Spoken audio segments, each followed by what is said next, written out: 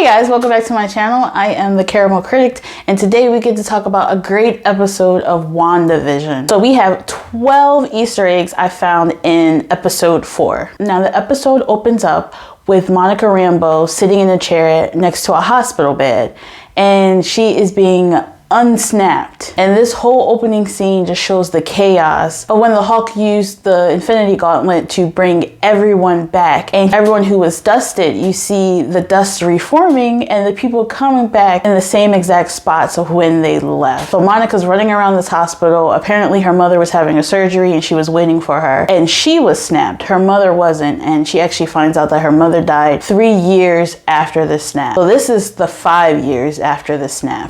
Then we skip to Monica Rambeau going into the SWORD headquarters. Now, like I said in my previous video, she's working for SWORD. Now in the comics, SWORD stood for Sentient World Observation and Response Department, but in the MCU, it is called the Sentient Weapon Observation and Response Division. So it still deals with extraterrestrial problems, but it seems that they're monitoring things on Earth as well. And this was actually spearheaded by Monica's mother, Maria Rambeau.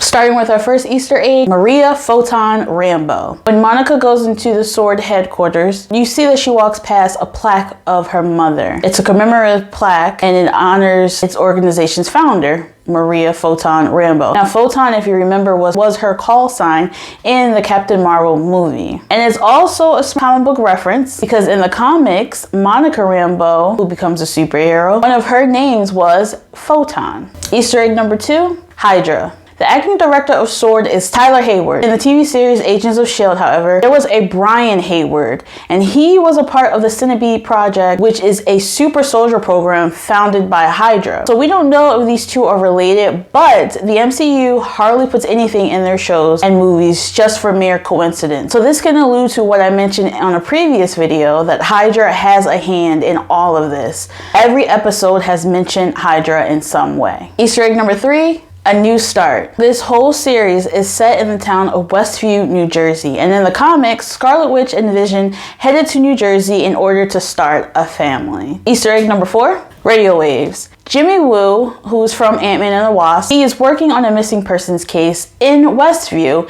and so he calls in SWORD. And this episode also proves that he was the one on the radio who was calling Wanda in episode 2. Easter egg number 5, card trick. When Monica meets Jimmy Woo, he uses the same card trick that he wanted Scott and Ant-Man and the Wasp to teach him. So we see that Scott actually did teach him. So that was a nice nod to see in this episode. Easter egg number 6, the return of Darcy Lewis. So Darcy interned for Jane Foster, we know from the Thor movies, and she is recruited by SWORD in this episode to find out what is going on in Westview. And that's exactly what she does. She figures out that a transmission is coming out of the bubble of Westview and asks for an old TV so she can hook up her equipment to show what's being transmitted. And it also turns out that she was the one who was watching them on TV at the end of episode 1. Easter egg number 7, Fantastic Four. Darcy detects unnaturally high levels of cosmic microwave background radiation, which she defines as relic radiation dating back to the Big Bang. Now, comic book fans will remember that this is the source of the Fantastic Four's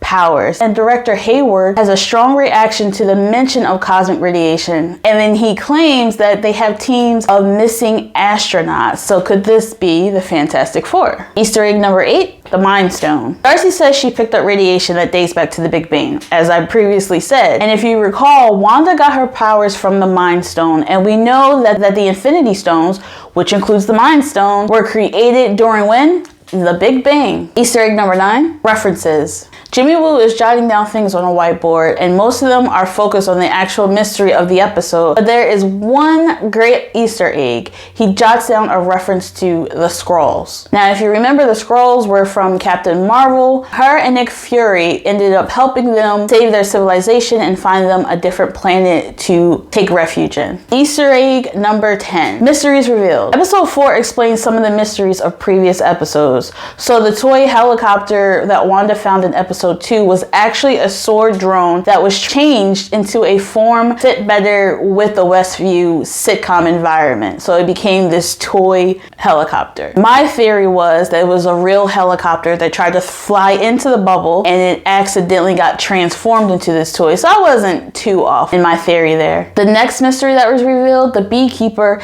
at the end of episode 2. We see that it was actually a sword agent who was sent through the sewers in an attempt to penetrate the reality bubble. He was actually wearing a hazmat outfit. But when he transferred over into the bubble, into Wanda's fake reality, it gets transformed again into something that fits better in with that time period, i.e. the beekeeper outfit. We actually don't know what happens to this guy when Wanda sees him and she says no. All we know is that Wanda reversed time and he's completely disappeared. Easter egg number 11, secret identity. So on the wall, the Sword and FBI agents have pictures of all the citizens of Westview to identify them, and they've actually managed to identify all of them except for Agnes. They cannot figure out her real name yet. So I'm sticking with my theory that Agnes is really Agatha Harkness, and she has something to do with this as well. Our final Easter egg, number 12, losing control. The last Easter egg is the most shocking one. We get a glimpse of what happened at the end of episode 3 when Wanda expels Monica Rambeau from Westview. After doing this, Vision comes in and asks where Geraldine is. Wanda turns around to speak to Vision. For a moment, she sees Vision as he truly was when he was destroyed by Thanos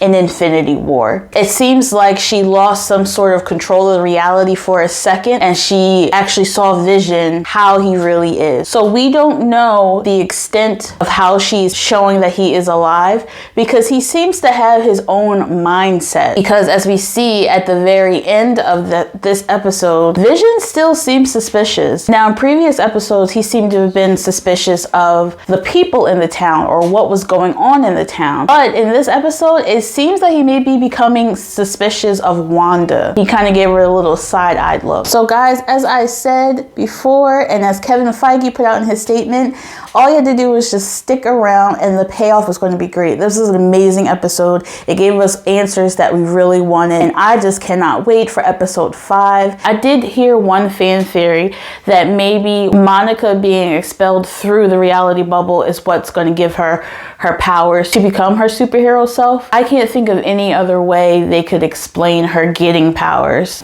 Let me know down in the comments, how do you think Monica Rambeau will get her superhero powers? So guys, I hope you enjoyed this video. I look forward to doing more Easter egg videos for WandaVision, and I have some more reviews coming out, so just stay tuned for my next video. And don't forget to like and subscribe to hit that notification bell so you can be notified when I do another Easter egg video for WandaVision or for my other movie reviews. And was it just me, or was I the only one who was creeped out when Wanda turned around and saw Vision as his dead self? Very creepy.